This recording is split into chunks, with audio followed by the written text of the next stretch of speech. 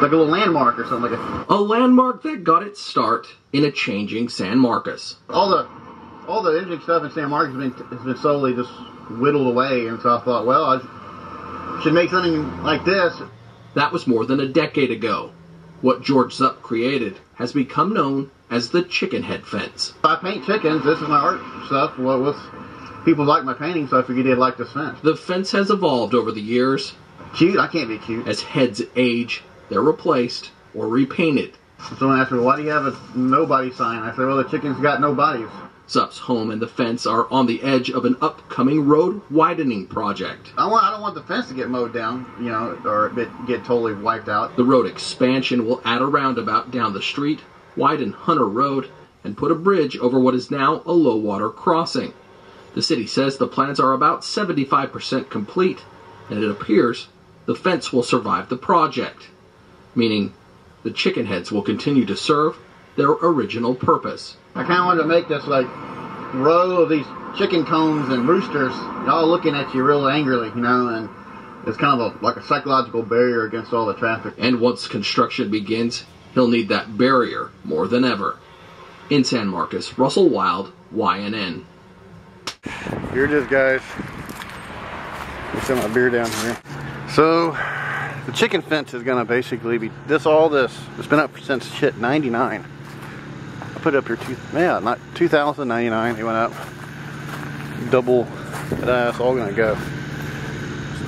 I'm waiting for the city to show up here and redo this whole deal. You can see it's gonna be like about right there. If y'all can see it, right before the pecan tree, they put in a silver telephone pole. Well, it's gonna be about right here. So all this shit's gone. You have to cut that pole down. Man, it's just, and then here's the house itself. So what I'm gonna do is I think I'm gonna like revamp the fence, put probably 2 more really reinforced white, the same style basically, continue it. I'm gonna redo this shit up here. We'll put little mini fence things around those 2 guys, and then I'm thinking about coming over here. I'm gonna put a fence over on this part here.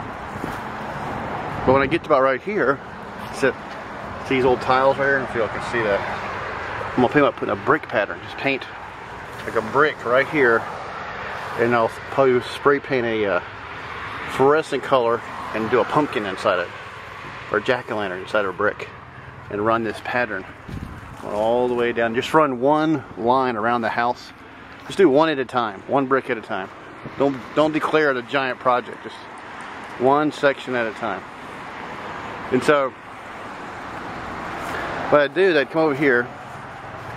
See, I want to redo that window. See, the window's over to the left because, see, look, someone just made a buckhorn sound. Someone just made a chicken sound to me.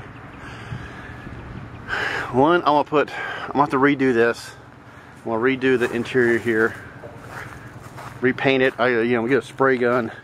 I got this, this Facebook chicken like page, and I threw out one rooster painting, and it actually sold.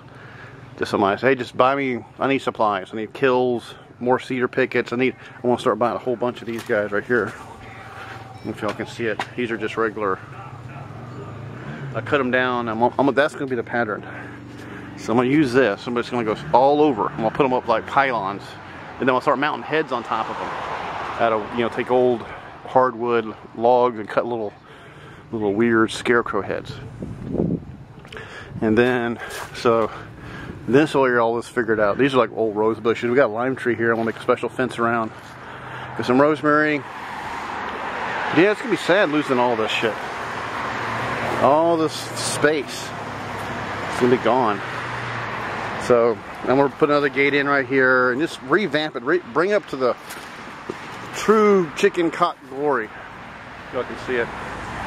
Oh, man, I sure was drunk that night before. I was getting there. I didn't die. Couldn't drink all of it. One of the things about the greatest eBay story ever is it really, it kind of like, what's the word? Griped me on certain, it kind of got to me on certain elements. And, one of the things that always, it blows my mind, is I'll just relate this one story here in town.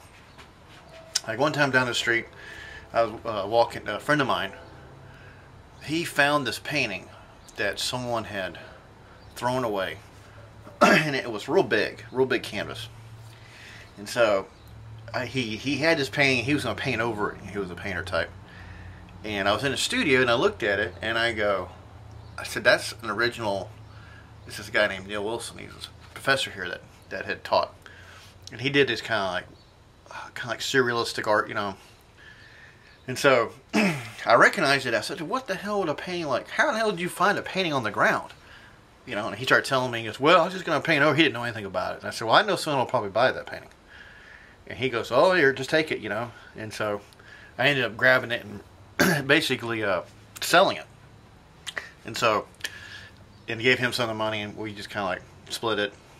But I knew the person who collected this person's work. And I said, well, this guy's work goes for a lot of money, you know. And then here's one that, you know. So I tried to ask, well, where did you find this at, you know? So I found it at this house somewhere, right down the road. And so I figured out whose house it was. And I go, what? And then I ask around and I go, oh my God, this is just, it was this, I knew the person who had this painting.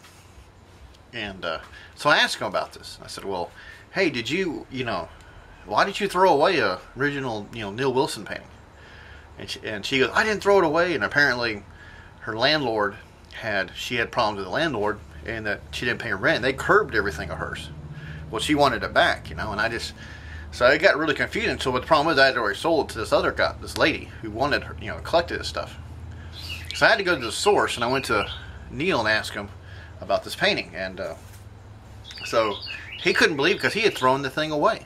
He pitched it in the garbage because they were moving around, and this lady grabbed it and had held on to it for years. And I kind of identified the one, you know, and it kind of got damaged, you know. And to see, Neil was like my mentor. He was like back when I was in college here at Southwest Texas State, you know, early 90s. You know, he was a real serious painter. And so I told him I had repaired it a little bit, and I swore I thought he was expressing a rooster somewhere in that painting, you know. I had to do these touch-ups. He was like, what? He got all mad and everything. I said, no, I'm just kidding. I didn't do that. You know, I just kind of cleaned it up and sold it, basically. So he said he knew the lady who bought it, and he's, yeah, she deserves it, she can have it. He wasn't going to interfere with it. He was kind of older guy. He didn't really care. And so I had to tell this other lady who stole the thing, well, you know, you can't, came down from the word of mouth. You're not, since you stole it, you don't deserve it. That thing was supposed to be destroyed, you know. She got all infuriated, and she said, I don't live for it no more. So then what was funny is like, wait a second, no, this was a big painting, and it was real, you know, it was a nice looking picture. So I said, well, why would the landlord curb something like this valuable, you know? I thought that was kind of dangerous to let something get curbed in anyway. You know, obviously, if you hadn't paid your rent and something gets curbed, they're giving you plenty of time to get your shit out of there. You know, you're just daring them to throw it away. So what happened was that this landlord guy, he was around here. He had a couple rent houses, and I'd see him and I'd ask him questions. You know, and he'd badmouth that tenant, and I'd say, well, you know, that painting, you remember that painting you curbed, or that you threw away? He goes, yeah, that piece of crap. And I started laughing. I go, well, you know how I sold that painting for $5,000? That's made up a price. He goes, what? Or not $5,000, I think it was like $1,000 or something.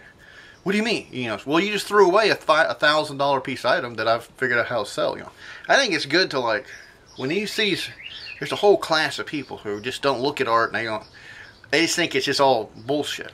The only way you can get anything, because they're so fucking stupid, you just got, or they don't know nothing about the art stuff. The only way you can get to them is say, hey, that thing is worth $5,000, something like that.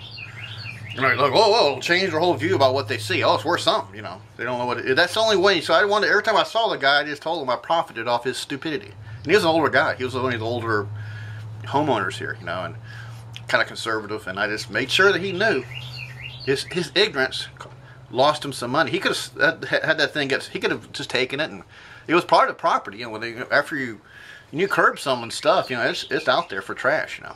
So I think one of the things about pickers I do like is they kind of do go around and go through all the trash and they find shit, you know, and they just know someone's gonna pay something if it's worth something, you know, but you have to have the eyes to do that, you know.